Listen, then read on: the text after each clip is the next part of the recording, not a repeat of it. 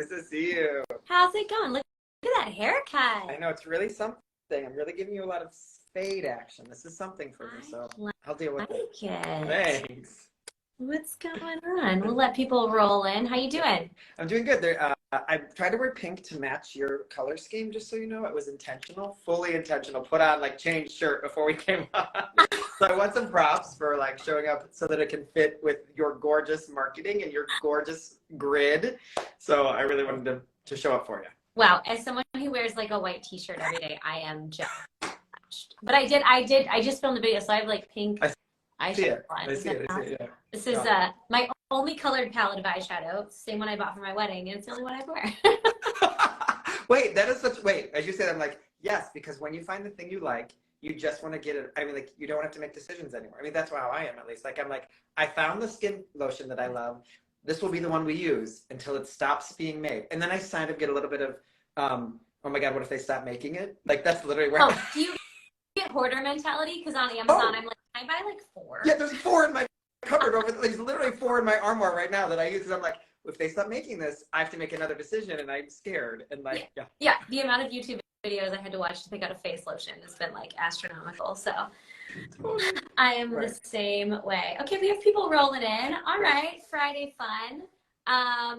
If anybody has never attended, Brian and I have talked quite a few times at this point, but Brian is someone I have worked with previously. And here's the thing, let me tell you something.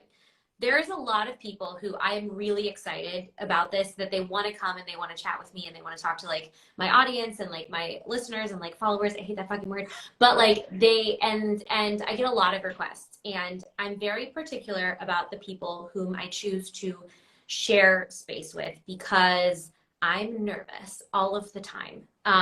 And so I'm always like, I want to like pick the right, and I'm very gentle with my people, because my people are me. And I want us all to be very taken care of. And Brian, you and I worked together at probably one of the most vulnerable times in my career, when we worked together one-on-one. And there are some times where I'm like, how would I have gotten through those certain stages without certain people?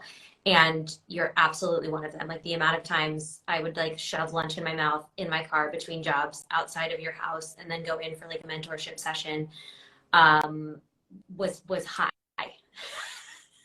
I totally hear you. Yeah, I appreciate you saying that. You know, I know we've reflected on that before, but I've never heard you say it in exactly that same way. And I don't, and you know, one of the things that I've loved about working with you, is it okay to talk about working? You just said it, so I think it's okay. Right. There's very few things right? I don't Because like, there's a confident, you know, a coach really wants to hold confidential their client. You're like, I'm putting it on display, so we're going to talk about it, right? If it was up to me, our sessions would have been recorded and made into YouTube. Totally. Okay. But one of the things that is, and I think your audience would agree with this, is you are fiercely honest with yourself, and not afraid to look at what's going on, right? And I think everyone, no matter how authentic they want to be with themselves, we are always blind at some point to a little bit of where we may be holding ourselves back, or habits or behaviors that we're not hiding behind them. We're just like, their pattern, this is as good as it can get. I've reached a level. I've reached the top of my lid is here. I don't see the way on top of this next. And I feel like that's when we connected. It was like, am I relegating myself to this? Is this all a career can be? Do I still want to do it if this is what it is? Feels like where we were, right? And I mean, look at you now, but like, actually, like, look at you now is what I would actually say, is there's a true difference in, and I'm not saying that's because of our coaching, but I'm saying like the possibility, you know, I think that the best coaches, their job is not like, let me tell you everything to do. Their job is to create a space where you feel so confident in yourself that you can take action for what you want. And you just, you know, we're not afraid to show up and bring all yourself to the conversation. And I think that's, that takes some guts. And I think anyone who listens to you or follows along with you, or people who want to have that experience of bringing their guts into the work that they do, that's why I think they're so attracted to being here, which is, we won't say the word followers, but everyone watching today. Thank you. I take that to heart. And I think that the epitome of this business changing for each of us is when we decide to like take control of our own story. And decide to do this how we want to do this, and not do it how it used to be done or how we think it's supposed to be done. And that's kind of where I think people like you come in, is that like, listen, we're going to talk about agents, we're going to talk about reps, but crafting the career you want to and living the day-to-day life you want to is like something I've been really invested in lately. And I think that's something that you really think about for actors. Do you know what I mean? Yes. I mean, and Sam, you nailed it, because all I want is for every actor to feel so full of themselves that, like, business schmizness. Like, yes, the business is happening. I got that one. I didn't get that one. Next one, I get to go visit my mom, and I don't feel like I'm missing out on auditions because I love my mother and that's important to me. And then I'm going to come back and they'll be up. Like, that you're just, and I mean this in the most powerful, you're so full of yourself that, yes, you care about success, but it isn't dictating your happiness. It isn't dictating your fulfillment in every day. And it doesn't mean you don't climb or reach or grow, but that you feel your own divine purpose and your own divinity of your human being self on this planet right now, regardless, is like what you've just said, is when we embrace our story, I think, is when we do that. Otherwise you run from your story, or you're always trying to write a different one. Right. And so I think that that's exactly what I would want for anybody. Yeah. The quote unquote gatekeepers that sometimes feel like it's between us and the business, right? Are there like certain things? And so sometimes it's casting directors, sometimes it's reps, sometimes it's producers, whatever that is. Sometimes it's pretend. Yeah. Sometimes it's pretend. And a lot we've made up in our heads. It's me against the music, to steal a line. Like it's my, for example, so this week I had an incredible callback and I got put on a veil for a job and I was like, this is like, what a week. And it's come to today and I think I would have heard about them by today. So I've like had to talk myself out of the fact that like that was a win in and of itself. It didn't have to accumulate into the thing I could post about on Instagram for it to be a win. And the gatekeepers, quote unquote, that keep us from validating those wins are oftentimes we put it on other people. And so can we talk a little bit about that and how like we let that kind of dictate where we go in this world? Yeah. I'm going to come about this in kind of a roundabout way. Yeah. First things first is you 100% get to, of course, celebrate the win of getting the audition, getting the callback, getting the win. Those are all things. And let's all not ascribe to, I know you agree with this, Sam, there's no toxic positivity here. You're allowed to be disappointed when it doesn't come through, and you're not less of a person for feeling a little bit of disappointment. Yeah. And actually, I think that you owe it to yourself to be like, I had a relationship with that character, with that job, that just kind of feels like it ended. Sure, we know it might go up, but like that relationship changed. And so I think it's important to allow yourself to, I'm a little butthurt about that, right? The difference is I'm butthurt versus I'm a horrible actor. I should go back. Should I be a dentist like my cousins in Ohio, right? Like that is the difference, right? That's the story, right? So I always think like, give yourself the 20 minutes to be truly disappointed, and then spend the next 24 hours like, what do I love about what that? Not that I did anything wrong, but if I wanted to relate to it or do something differently, is there anything I would have done differently? Not that because if I did it differently, I would have gotten it, but just so that I can relate to it as a new learning or growth experience is a piece of it. And then the other thing about this is you said it, I think you said it, you think you answered this question actually, is did I give them the best Sam version of that story when I put it on tape or I went into the room? And if I did, I want to leave that room feeling like, if they don't like that, then that's the best, that's the goodest they're going to get, because that is the Sammiest version of that they're ever going to get, right? Like I remember when I would do commercial auditions, I would leave a commercial, I'd be like, fuck yeah, babes, that's it, that's the Brianest one they're going to get. All you guys who look just like me, good luck. I hope you do just as well as I did giving your version, because I hope they have a really hard time making a decision, because I hope each one of us showed up the most ourselves. This is not a competition. This is like, there's the strawberry one, there's the vanilla one, there's the chocolate one, and that you can leave that room like you laid it on the ground. Now, I know that comes to like, what is your practice inside of class? What do you do about your nerves? That's putting it on tape? How you, like, there's a whole bunch of pieces that go into that. But that's the kind of confidence that I want, that comes all the way back to, why am I doing this in the first place? Yeah. Right? If we, and sometimes I think the advice like, every audition is a chance to act falls a little flat. Like, it's not quite like, thank you for teaching me how to act in 6th grade. I'm too adult for that now, right? But like, every audition is a chance to act if we can relate to it a little bit more sacredly. Like, every audition is a chance for me to, what do I love about my acting right now? I'm really working on this part of my acting. How can I bring that into this audition? Like, if you think about it, like I always like to use a painter, because I think we think of painters as very artistic, right? So like, I'm in my yellow phase. So in my acting right now, I'm really trying to find this backbone of all the characters I play. Let's see how that works in this particular audition today. And how did I do with the backbone this time? Like, that it's something that you're in process with your acting all the time. Not to say that you're not complete or good enough as is, but I know that you're in process with something in acting, right? And I think you may agree with this, I think, is when you're in acting class, like, you have the determination of like, what am I, you don't have the, you know what you're working on, you know, like what's been going on with you lately, right? Because you're always growing as a person. And so I think when you bring that into the idea of the gatekeeper piece of it almost melts away in some ways. Like, it doesn't matter anymore, right? And because then at the end of the day, the point, this is all coming back to, I want you to be so full of yourself you're happy, is at the end of the day, then you like yourself for what you did. And what I want is an army of actors who just love themselves. And you know, you book more when you're like so obsessed with yourself anyway, right? And this is not like I'm obsessed with myself. This is like, I know I'm here, I'm supposed to be here, kind of obsessed with yourself, right? Yeah, it's like standing in your power of like, this is where it also, there is that structure of standing in that power means that like you can't be as easily toppled, because that is kind of, and I think, you know, there's two different sides of this coin, especially with the audience I attract, is that there's a lot of actors who are brand new, who are like, I'm so excited to jump on board. I'm down to do this as long as possible, as long as it takes. But like, as long as it takes of like 10, 12, 15, 20 years of like grinding feels very different than you think it's going to. Totally. Yeah. Totally. And, you know, I think that's why, you know, I think it's why it's so important for an actor to cultivate the rest of their life. Mm-hmm.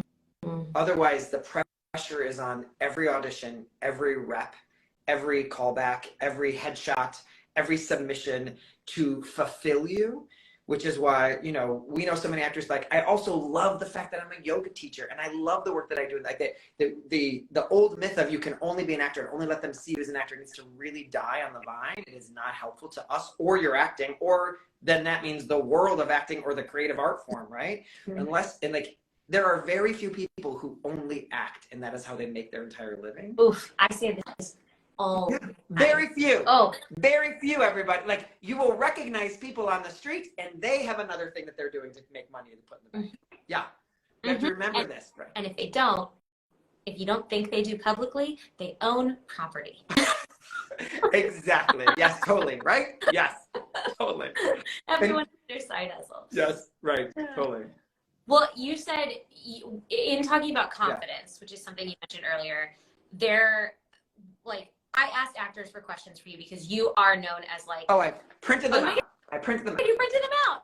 Well, I have my iPad, so you're known as like kind of like the rep whisperer, which I think is like a super fun term. And can the confidence that comes from having reps that believe in you has been, personally speaking, has changed my acting game, because I don't feel like I have to book every job in order to stay in this. I feel like there is good people watching my work continuously, and like the beauty, like, I know we're so fucking over self-tapes, everybody, but like the beauty of the self-tape is like my reps get to see my work and they're like, okay, Sam's doing great work. Like, it doesn't matter that she didn't get cast. So finding the confidence in yourself before you find confidence in your reps. Yeah. I feel like that has been essential to my process. Do you see that through line with actors you work with? Yes. Full disclosure. Leaf blower outside. If it gets a little loud, I apologize. I think they'll be fast. Okay. Here, remember the time we did this with peacocks? It's fine. Right. All right. So the first step to being confident is not being delusional. The first step to being confident is being truthful to yourself. The first step to being confident is not puffing yourself up, acting like your career is perfect. One of the things that I'm sure anyone here has seen, or if they've not done it themselves and they're pinching themselves because damn it, why'd I do that, is puff themselves up to sound like they're better than they are. And there are times when you just need that because it's a defense mechanism. I just want to be where, like, totally great. But when you're reaching out to reps in particular, if you're like, my career is going so well, look at these auditions I got on my own, this train is moving, all aboard, want to get on? The rep is like, you're doing great. Why would you need me? You're right. nice job, thank you. Watch the train go by, good job. You would not be reaching out to reps if things were so freaking great. And it takes a degree of confidence in lack of delusion to say, hey, things are good happening. I know for things to go to the next level, there's no way I can do it on my own. Or I've done the most that I could to get to where I am, but I can't do what's next. And that other version of you just sounds puffed up, it sounds fake. It also sounds like I don't need you, right? And so I'm coming back to this confidence piece. I want to make sure this is really clear, is the delusional, non-intentional delusion that we can bring into our career does not serve you. And so I'm bringing this back to craft for a second since we started there. You know you're in process with your craft and that you can book at the same time.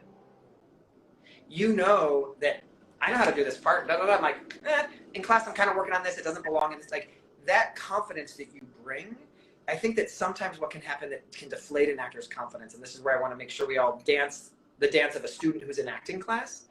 Acting class is a place to have the question of, was that good and how do I make it more better? That is not the question you ask about your audition. The question you ask about your audition is this the best way Sam can tell this story?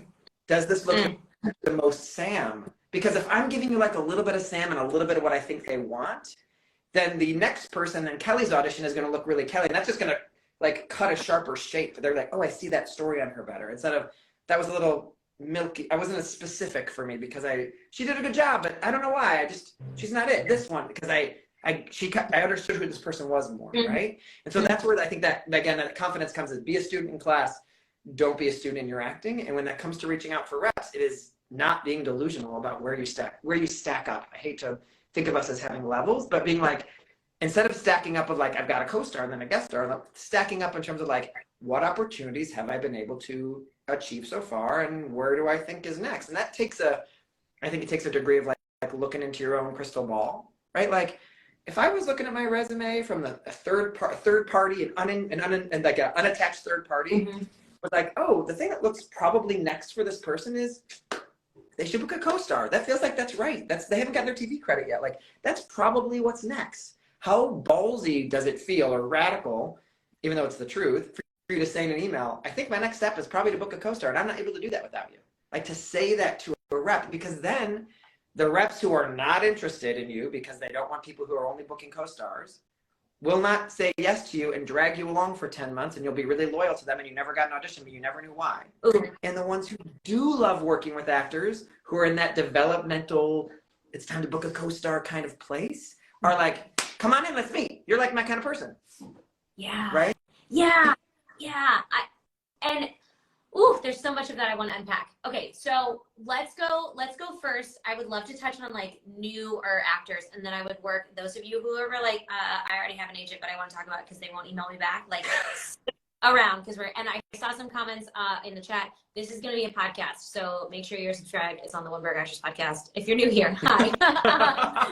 It will be a podcast next week. Great. So for our newer actors, right, who I personally think, and this, you might disagree with me. We actually have. I love a disagreement. Okay, let's do it.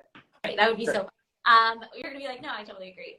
For our newer actors, I actually think, and I wish that I would not have focused on bringing people into my team for a little bit longer, because I hit the ground running in LA and I was like, gotta get an agent, gotta get a manager, gotta go, because that's what you're supposed to do. And that's how I like established my legitimacy. But what I really did was like round myself into circles until like the floor caved under me, trying to like find people to support me and or working with people who didn't really support me, and not working on my craft and not figuring out working on camera and not bettering my acting so I was worthy of an agent who saw my worth. So I wish that as a brand new actor, especially in a big city, that I would have been taken more time to do the work on myself and my craft instead of getting reps right away. I don't disagree. I want to add a little bit of a dynamic to the conversation. Okay. If you are, so everyone listen and lean in and try to identify yourself here. Because if you are an actor who feels a little unsure of their footing and knows that you're reaching for validation, You might be idolizing your acting teacher right now. You might be idolizing Sam right now. You might be making something into having a little more power than they should. If you notice that about yourself, right? It's probably not the best time to reach out to reps. However, if you're in a city and you're like, I just got out of acting school, like, I know there's some opportunity for here. I'm going to get into class. Like, you've got a little bit of like, you feel your footing. My belief is there are reps who want to work with people who are brand new to town, no matter where you're at. And there are opportunities that kind of rep could get you that you probably couldn't get off on your own, that could help you build your resume. That being said, you're going to go into any new relationships like that when you're a, I'm going to say baby actor, but baby meaning new to the market, with a little bit of like, I'm not going to bring a ton of loyalty to this because we're just going to see how things go. This is a new relationship. I do not have to don't bring all my daddy issues to this new relationship with the rep and make them validate me for moving to Los Angeles, because they will never do that for you, no matter how great the relationship is, right? So the reason why I bring this up is a lot of actors will start where you're describing, Sam, would be like, let's get our footing before we get reps. And then they'll stay in that cycle of, well, it's the next credit. And it's when I get this credit, I'll be able to. When I get the next headshots. And so my fear is if we don't empower actors when they're new to town to say, it's okay to reach out to reps at any time in your career, you might hear all no's. If you can hear a no without attaching to it your value, but like, oh, cool, I am not ready for reps in this town. I can cross that off my list, and I can say, cool, I'm going out, I'm going to get some real footage, I'm going to go get in this acting class. How about commercial agents instead? Like, instead of it meaning you're not meant to be an actor, right now, I'm just not the vibe. I'll reach out again in 4 months after I've gotten a credit, I took a class, or something is different for me, right? So the trick to all of this, I think, Sam, and I think this comes back to what you said, is can we unattach ourselves from the success of reaching out to reps? And the extra piece of that is, can we not bring all of our teacher-parent loyalty to a business relationship? First of all, I want to say what you just said is really important, because knowing where your mindset is before you do anything in this business, like as you learn the business, is just huge. It's the same reason that like I have the list of things that I auditioned for that I didn't book last year. I'm not looking at them right now because like my brain is not at that place in my cycle. I'm not at that place in like my life. Like I just need to not do that piece right now. Yeah. But knowing that and knowing when it feels healthy and when it doesn't is the big difference, I think, in what we're talking about. And I have a bone to pick with the word loyalty so much. And I think you do, because I don't know of any business person who works with the word loyalty in terms of a business relationship. Like I hate. I'm just like so agreeing with you. I'm just listening. I just get so frustrated because I see actors say it all of the time, and they're like, "Well, I'm very loyal." And I'm like, "Great, what in?" Yeah, wait, Sam. So when actors say I'm very loyal, I actually think it's a tiny bit of a cop-out. I'm not willing to take a look at the fact that this person has not been good to me and or I've not been a good client. So I'm making it into the positive side, which is I'm just a really loyal person. So I'm sure you are, so is your dog. I'm a very loyal person, right? And so what that means to me is I won't look at any flaws, mistakes, mishaps, negativity in this relationship, and everything is rose-colored glasses / I'm just blinding myself to reality. So it's a little bit of a cop-out, I would say, because everyone loves a loyal friend. Remember, yes, you want your manager and agent to believe in you, and and you want to feel that in some form. It does not need to be the form you get from your teacher, the form you get from your mom and your dad, right? It needs to be a different form. Like, oh, I'm getting auditions. Great. They're doing their thing. I'm doing my thing. Like, I'll just share a quick story. I had a client who, she got reps right away. It was a journey she needed, and she rushed in and became friends with them right away. And it was just who she is. And it wasn't working out. And she stayed longer than she should. And it was clear. We quickly identified that as a pattern she brings to relationships in the business. She becomes friends with them. And I said, great. The next person you come with, one of your criteria for saying yes to this manager you meet with is you don't want to be friends with them, but you can totally connect with them. Yeah. And so she changed the way she communicated. This manager's gotten her more auditions than the other one did in 2 months, and the other had in a year and a half. And it was the change in the mindset of, I needed to shift here. It wasn't just this manager, because I brought this friendship thing. I muddied the waters, right? So I love you saying this bone to pick with loyalty. I agree with you. We have to be careful where it's us not acknowledging the truth in front of our eyes. Yeah, and you can share a value system with the people who work from you, and I think you should. And I think you should have your boundaries and all that. But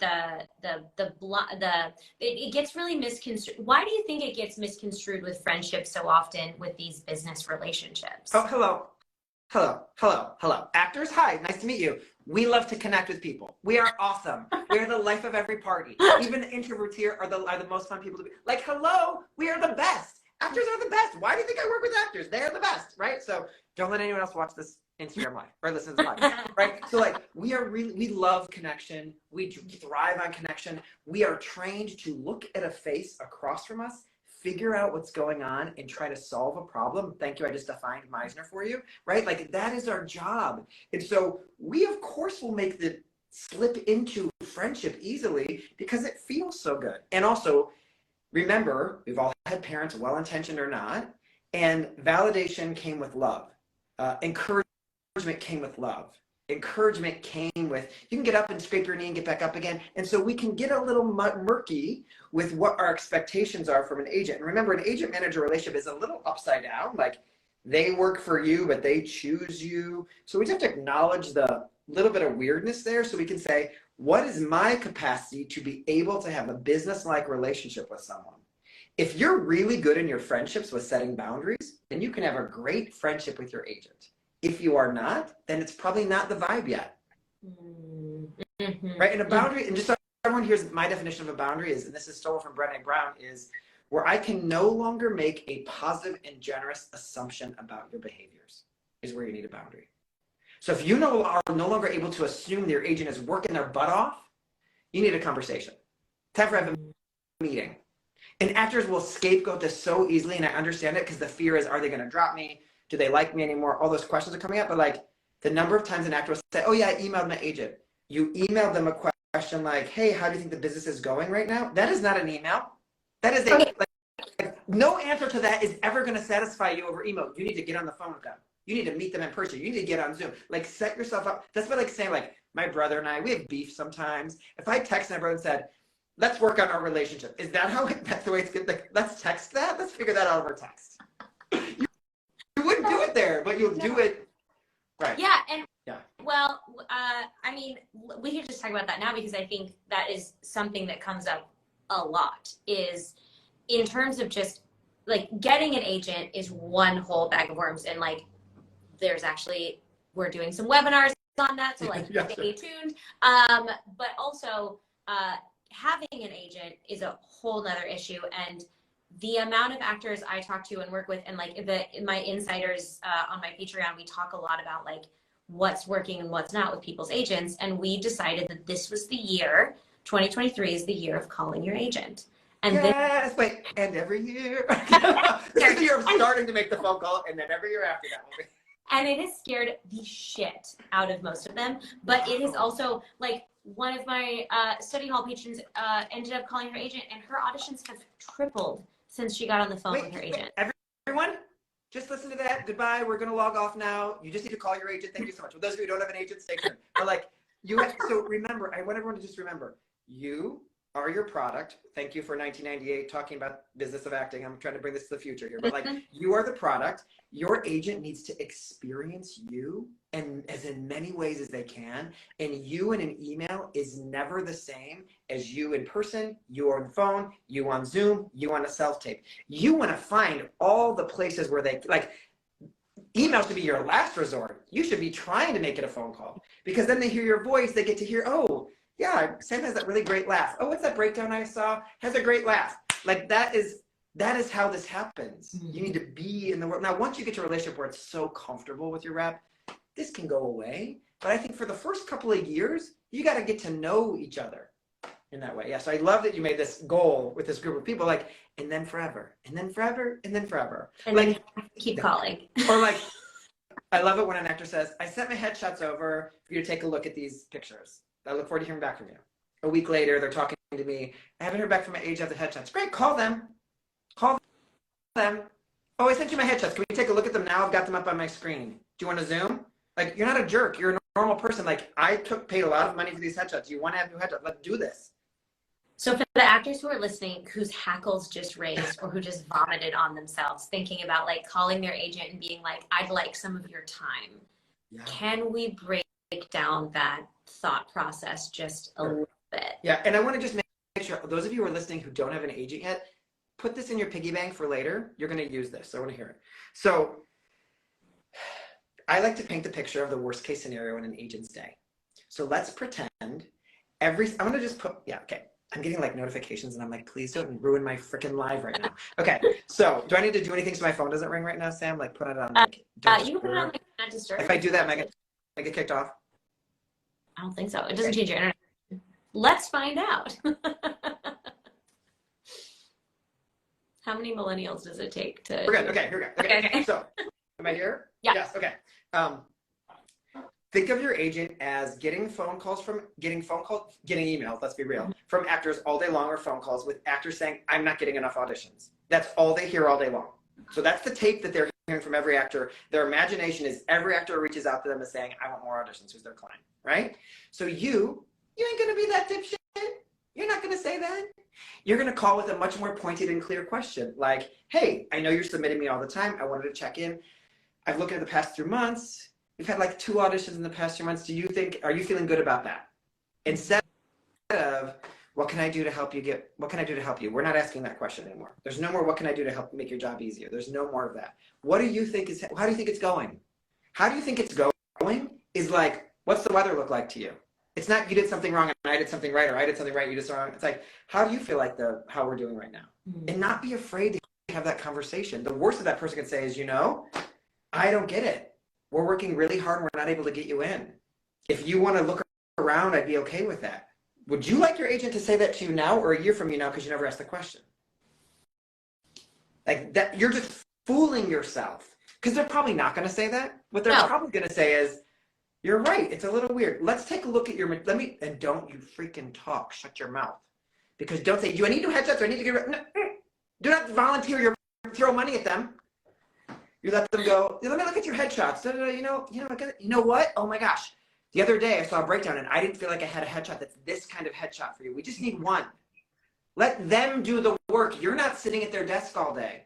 So you can't decide that you need a new headshot, right? So I just want to make sure that if we bring a positive and generous assumption to every conversation you have with your reps, which means you're imagining they're submitting me all the time, they're pitching me all the time, and somehow there's not as many auditions as we want. Now I get to have a new conversation. Hey, what do you think's happening? Now they will know if they're not submitting you all the time.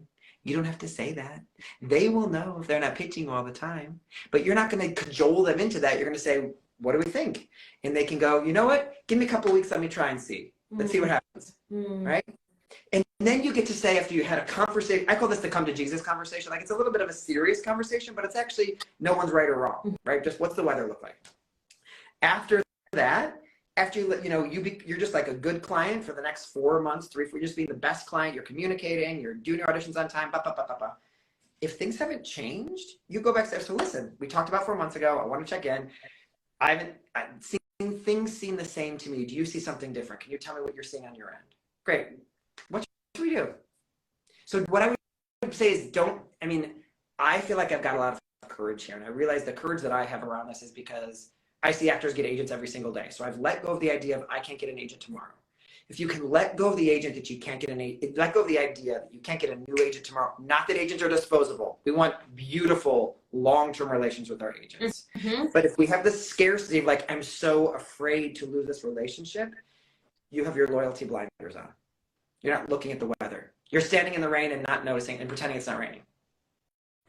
Yeah, and I feel the same way when I speak with actors who have been with reps for 1-2 years, essentially, and they've done all of their cleaning up of their side of the street, and they don't get calls back. They don't get their calls answered. They don't get an email. They don't get, and a lot of the time it's because there are agencies out there that are not a 10. There are agencies that gather actors and pull little bits of money from lots of people and don't know their actors very well. Yeah. Is that a place that you can be for a little bit as you're getting credits? Sure. Sure. Is that a relationship that's making you feel good about yourself in this business and is going to grow you? I think no. And also, I think it's also the kind of thing where we can go, okay, look, this is the story I'm going to tell. We're going to just know that this isn't the truth for everyone. Okay, everybody. So we're going to just buy into that for a second, right? Let's say you ended up at one of these agencies that does have a lot of people, and sometimes you get an audition here or there and it's super random. And you know, like your headshots suck and you need to get a couple credits. Like, cool, I'm going to chill here while I like kind of get money together to afford some new headshots and maybe shoot a really good self-tape to add to my casting profile. And then I'm going to start looking around. So it's okay to be there as long as it doesn't give you a false sense of security. You know, you can't ask someone who doesn't speak Spanish to speak Spanish. So you can't ask an agent who doesn't actually have the inroads to get you auditions to suddenly get you auditions because you're ready for them. They weren't getting auditions for anybody before anyway. They're only getting a couple here and there. It's not that they're going to suddenly change, they suddenly can run the marathon, right? There's to be very, very aware of the ability of certain agencies. And there's, I think, a service, there's a, what's the word, like there's a facility to having an agent like that at a time in your career, right? To having that kind of agent, right? And I want to make sure you and I aren't painting the, I don't want anybody to put on their goggles of like, unless an agent's getting me a lot of auditions, they're probably bad. That's not always the case. It can often be, oh, my stuff isn't cleaned up, or we didn't have a good enough meeting about what my type is, or I need to do better on my self-tapes actually. I haven't gotten a call back in 6 months and I've had 12 auditions. That's something's wrong. Right? So I think sometimes we don't want to look at ourselves. Like, I mean, it gives them that, again, we don't look at ourselves in this situation sometimes. Yeah, and it feels, it's very scary to, especially after you've gotten an agent, to sit down and realize there's still more work to do. Yeah, and it's disappointing. I mean, it's disappointing. Yeah. Like, I think we all want it to be, I got an agent, maybe I can relax for a second. I put a shit ton of work into getting this agent. I put a shit ton of work into like making sure I was ready for a relationship. I got my material, like all that stuff. And you want to, and I would say, yes, you do get a chance to relax, but you've just started a marriage. I don't think there should be romance or intimacy in the business at all. I want to make sure that that's clear. But you've started a marriage, a business marriage of sorts, right? There's work in relationship. You know that, I know that, right? This is, you don't suddenly get to bail, and you got to be like, I don't think on high alert, but in the beginning of that relationship, I think is your chance to show the agent who you're going to be. So I'm going to be the actor who reaches out to you every other week with a quick little update. I'm going to be the actor who only asks questions when I need to. One rule of thumb, everyone, when you email your agent, ask one question in an email. My sweet Jesus. Okay. This is just a general, I did a podcast a while ago about like sending better emails, and I'd like to follow up on that with this, that like everyone's email inbox is now like a rolling like to-do list. Yeah. Yes. And so when I see an email in there that I can casually move on from, I am like archive, archive. And like, I'm so much more efficient with answering small things. When I open an email and it's like 16 paragraphs and like 17 of them need a question answer, I'm like, sometimes I'll just copy and paste it into the body and I'll just answer in red. A week later. We'll get to her later. She can wait. I snooze those motherfuckers. Yes. Yeah. And just so remember, and the other thing is, you're not serving yourself by asking multiple questions, because the truth is, you probably don't need answers to all those questions today. And why not save it for another connection point a week later, right? And if you don't get an answer, hey, I really want to make sure everybody knows, like the assistant. I know we're really talking a lot about being signed already, so I want to make sure we use our time wisely. Like, make friends with the assistant. And talk, hey, I'm trying to get an answer about my headshots. Is there somebody else I can't, she hasn't responded to my email. Is there another way to get in touch with her? I don't want to waste her time. She enjoyed anything wrong. I want to post them. Can you help me? Like, create an alliance there, I think is often important. Oh, I love that. That's a great one. And we're never putting more than one person on an email when we send an email. Ooh, what do you mean? Talk about that.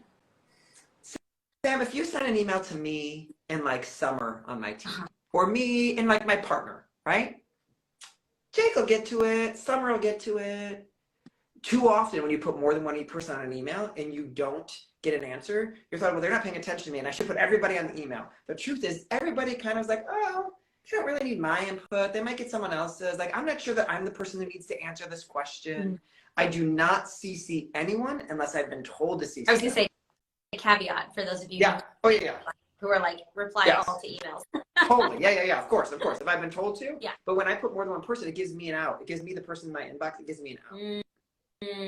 Interesting. Okay. Yeah. I agree with that. Yeah. We did talk a lot about actors who are repped. So we're going to take a gentle pivot. And also actors, if you're repped and you're like, I might need to exit this situation at some point. Yes. Let's talk about new agents. So I have the questions that I got from Graham. Great. I'm not going to grab my paper then. I'll let you lead the way. Great. So maybe we can like 1-2 this. So this is a bit of a big question. So maybe we can make it smaller. Right. How on earth do I even begin? And I have a class. Small, super small, really casual conversation. We only have 20 minutes. Never had reps before. I'm super green. What to expect, how to impress. So maybe we can gently condense those and also come to the webinar that is specifically about all of this. The dates are, I'll recite them in the end, but go ahead. Yes, and the link is in your bio, I'm sure. Yes. So here's what I'll say is the live class will get into this really, really deeply. One of the things for the 2 people who are asking this question, you're going to get a great foundation in that class, and I will be there live to answer more questions. So we're going to get, February 21st, 23rd, and 25th. You 3 live. live. You can make it to one of them, people. Come on. Right. And I'll be there to answer the question. We can take this further, but let me get you started. Let us let go of the idea to impress. It is not the vibe. It's not the vibe we want. So you're not trying to get a boyfriend. We're not trying to pick somebody up and wink at them in the corner, right? This is really meant to be, is what I offer right now what you like? Because if it is, then I would like to make myself available to you as my agent. And if it is not, please tell me no, or even ignore me. So what does that mean? The new conversation isn't let me puff myself up and impress you or look good. The new conversation, here's what's going on in my career. Now this is where we talked about you can sound delusional when you say things like this, but here's like to get you started today. If you handed Sam or I your resume and we read it, we would have an impression of who you are. And then you would be like, yeah, but I'm so much more than what you just saw on my resume. You don't know how many times I got an audition all by myself, even though I didn't book it. Or I got a callback. Or I was pinned like Sam was. Or I did the show and I played the lead and I got this great review. Or I won an award for this. And you probably missed that on my resume. What we want to present when you're putting yourself out into the world is, here's how to read between the lines of my resume. Because they're going to look at your resume. They're going to look at your resume. They're going to see that.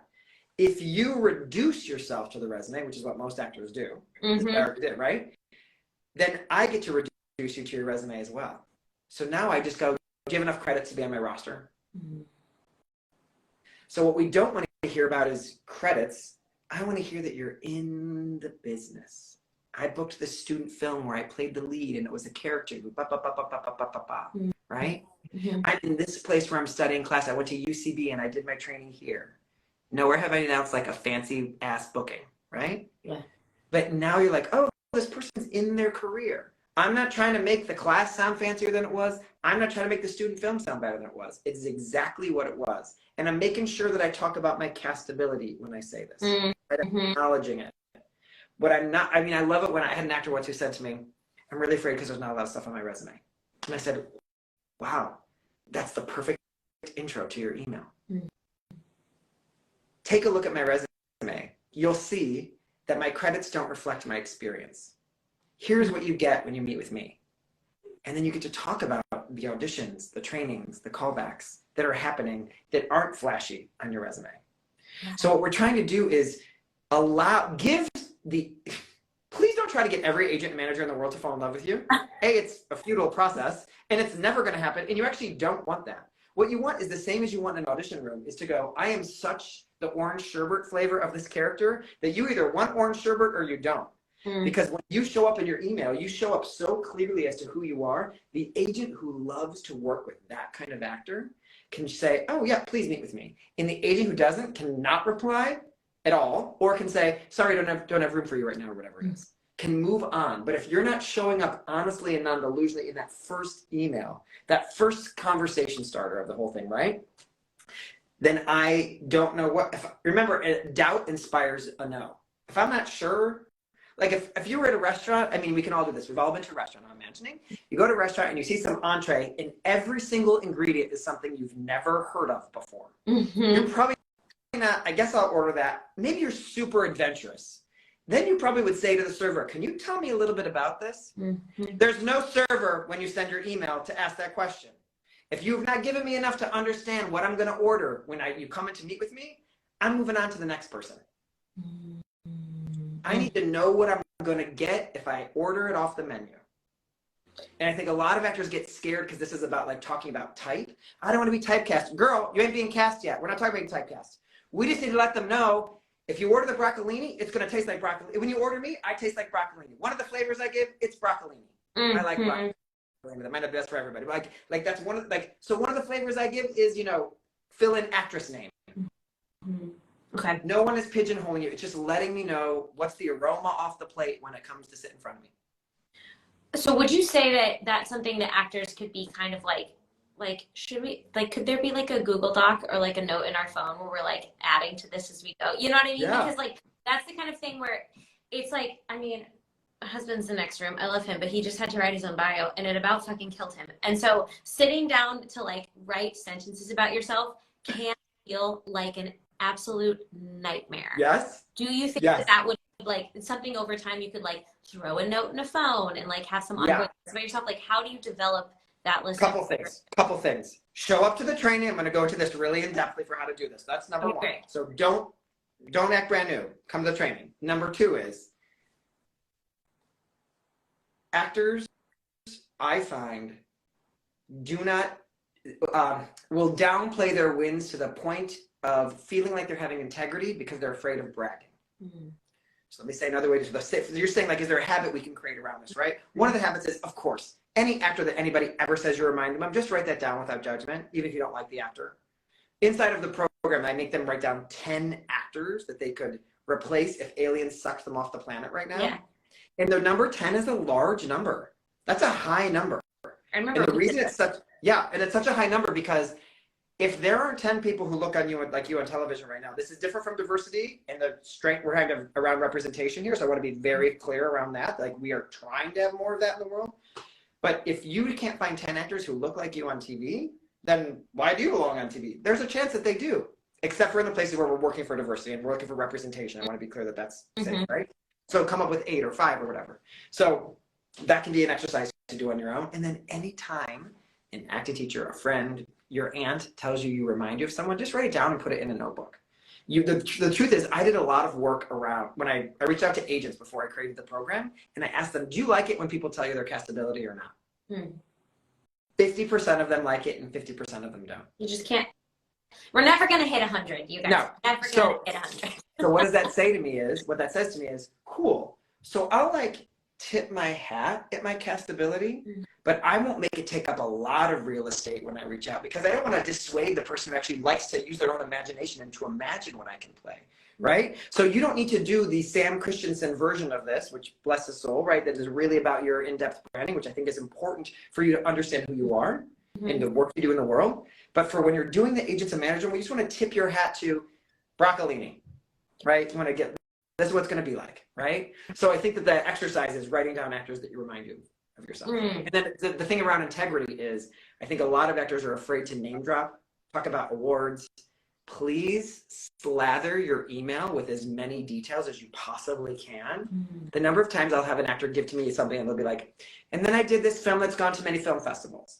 And I was like, and no one cares, and you could have done it in your mom's garage.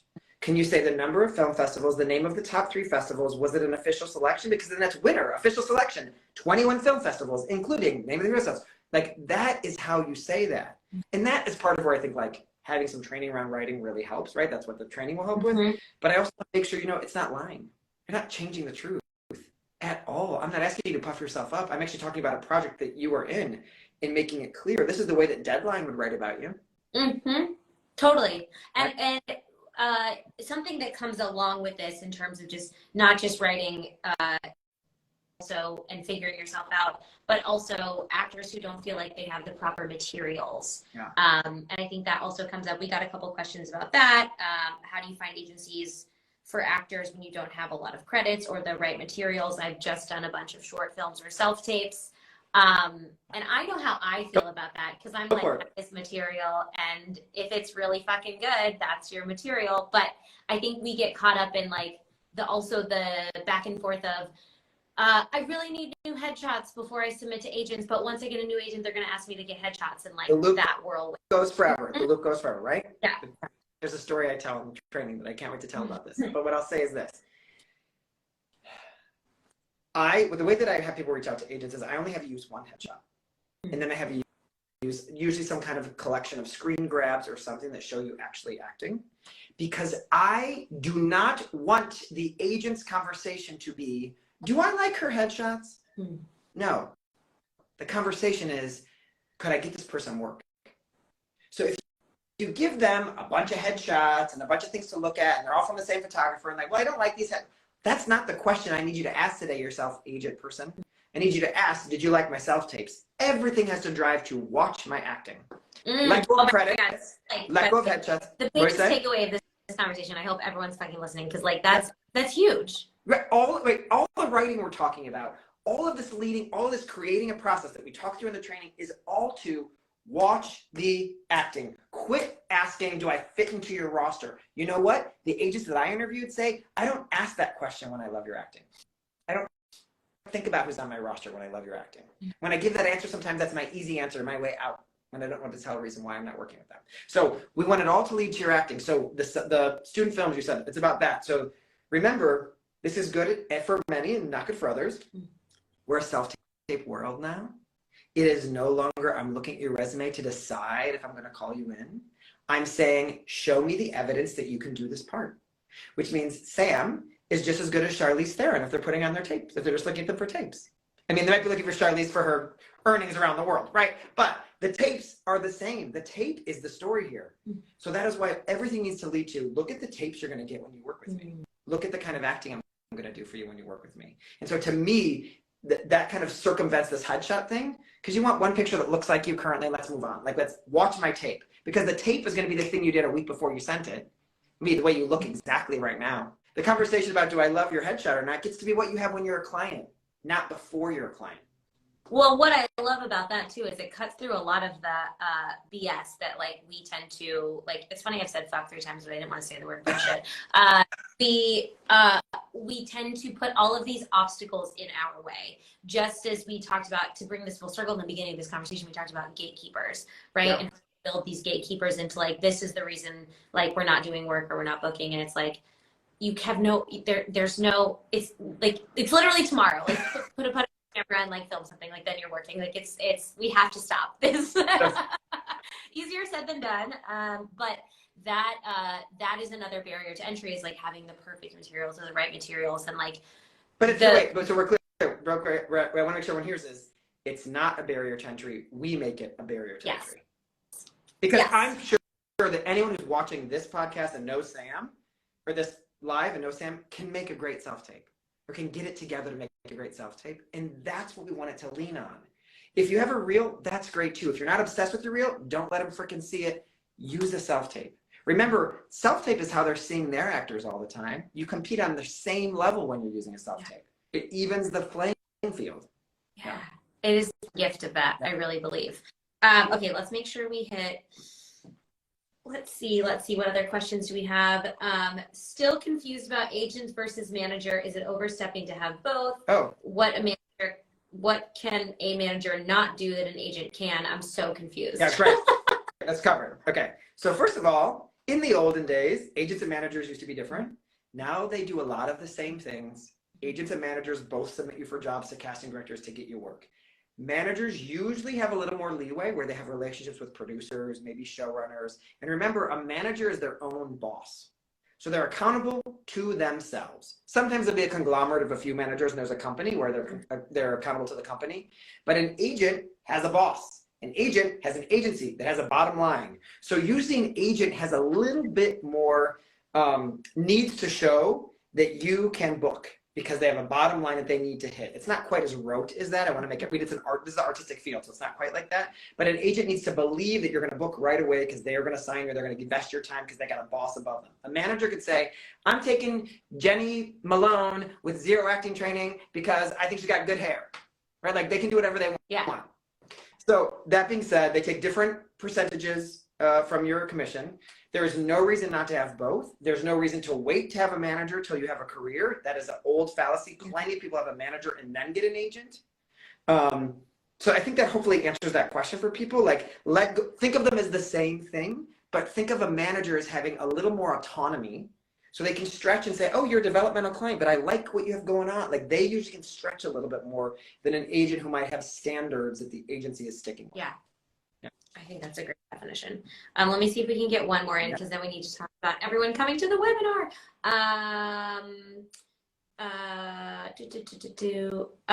Do your opinion on agencies that ask for a real age in submissions, is that harmful? How do we care about our age? Somebody also just asked in the comments, someone who's starting later in this journey. Okay, so 2 things I want to say. First, I want to talk to the people who are starting later in their journey. Listen to me right now. Every single actor that I have helped over 50 years old has gotten an agent. You're in a category.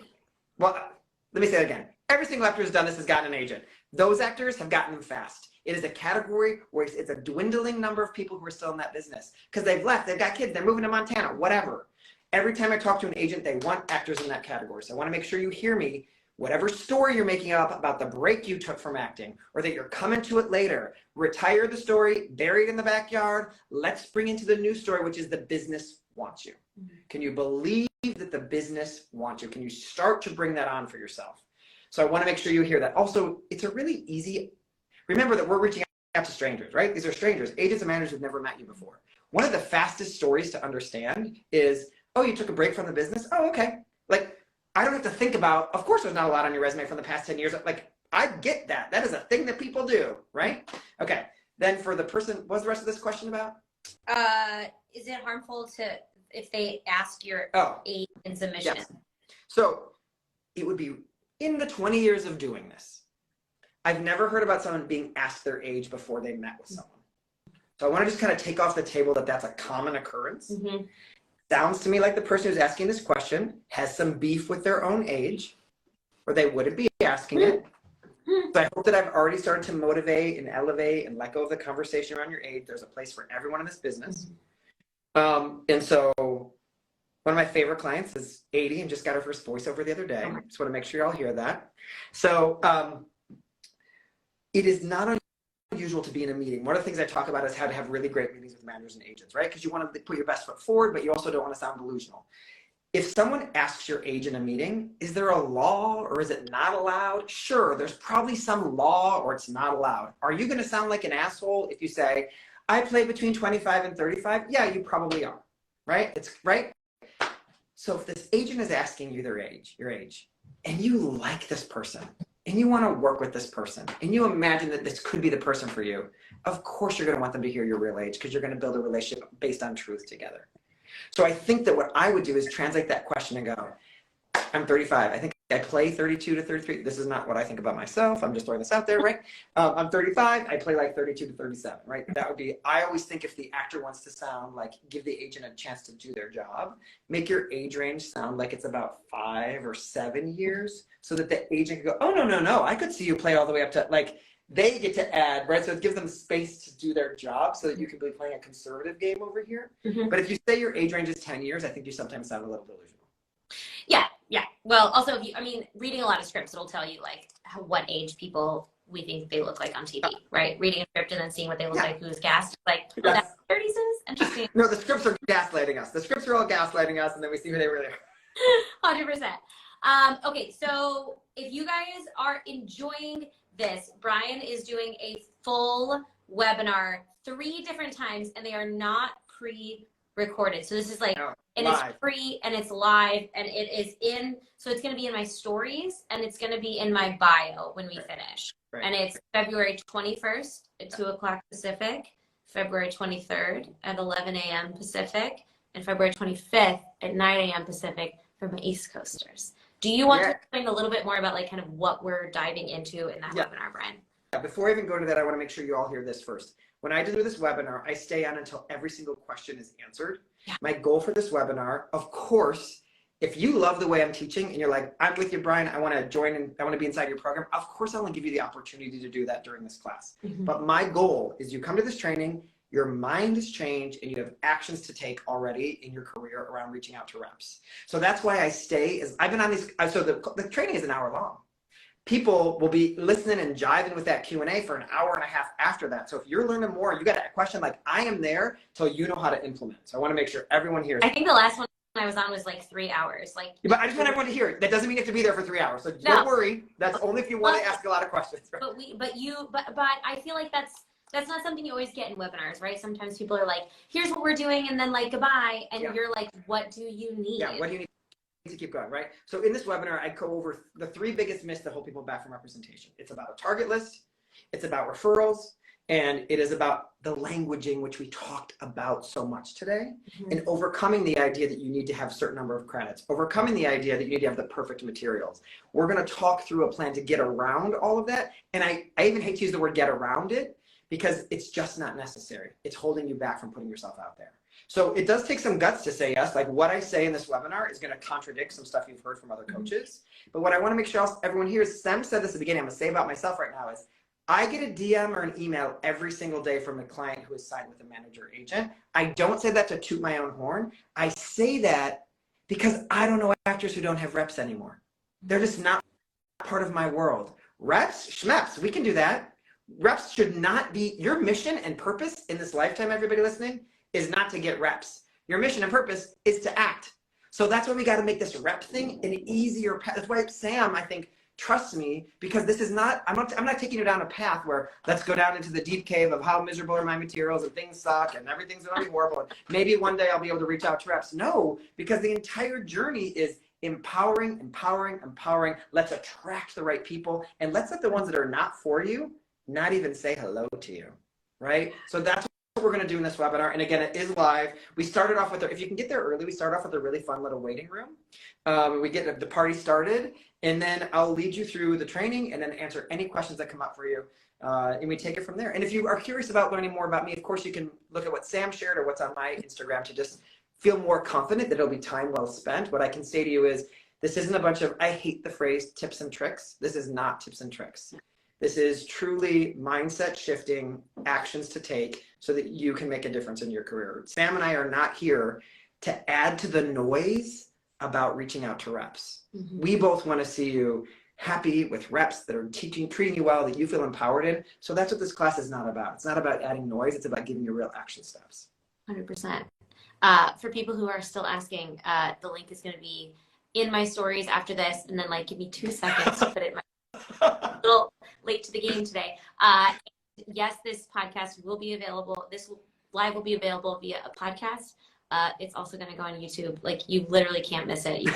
I'm everywhere. I can't get enough of myself. Wait, everyone listening, who's listening, do not let this Instagram live or podcast or YouTube, however you're watching it, fool you into thinking you have taken action toward reaching out to reps. Ooh, shit. Throw that content. Yeah. This is you just got some good vibes and you got your mindset ready. You are that much more ready to show up to the training where you'll know how to do it. You did not reach out to reps today. You started to shift your mind. You're primed and ready for this. And by the time you finish this class, it's like the perfect time to reach out to reps. So timing could not be better. So throwing that out there. March is a really good time, guys. Just saying. Yeah. Brian, you're the best. Thank you so much. I love working with you, and I'm really excited for the actors to get to talk to you. Thank you. I'll see you all in my DMs and in the class, I hope. All right, take care. Thank you so much, Sam. Bye, guys. Bye-bye.